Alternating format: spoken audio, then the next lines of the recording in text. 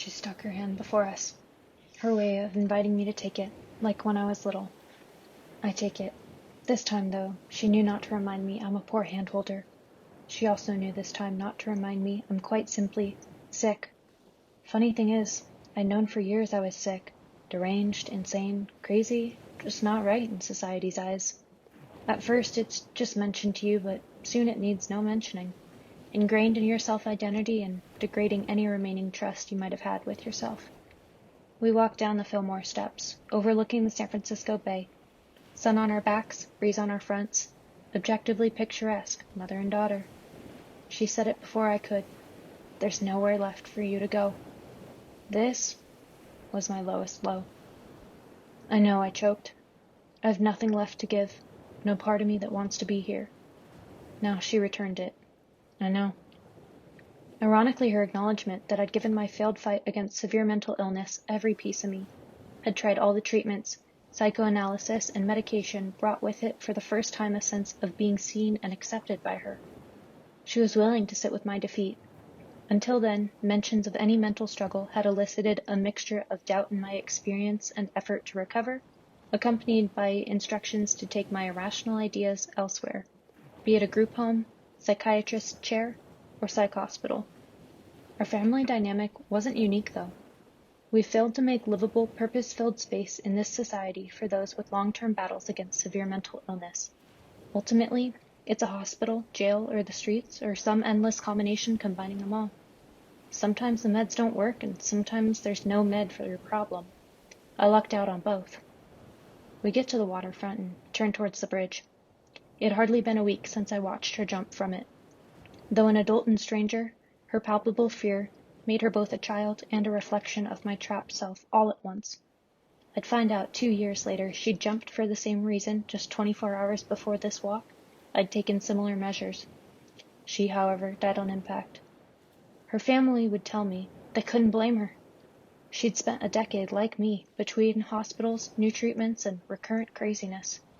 Her final note expressed my mother's words. There was nowhere left for her to go. It was the same reason 6 months before this, my best friend had gone to the bridge too. He turned around last minute, though. We all felt it. The lack of sustainable space for the severely mentally ill, both physically and emotionally. Respect is limited and dissection of your peculiar nature is persistent.